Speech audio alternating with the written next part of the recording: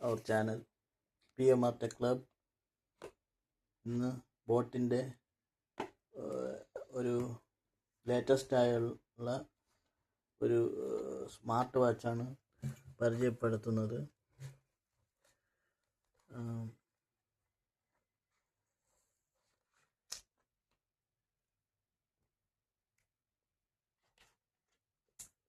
അതിൻ്റെ അൺബോക്സിംഗ് ആണ്. ഈ ബോട്ട് ലൂണാർ ഡിസ്കവറി എന്ന് പറയുന്ന ഒരു സ്മാർട്ട് വാച്ചാണ്.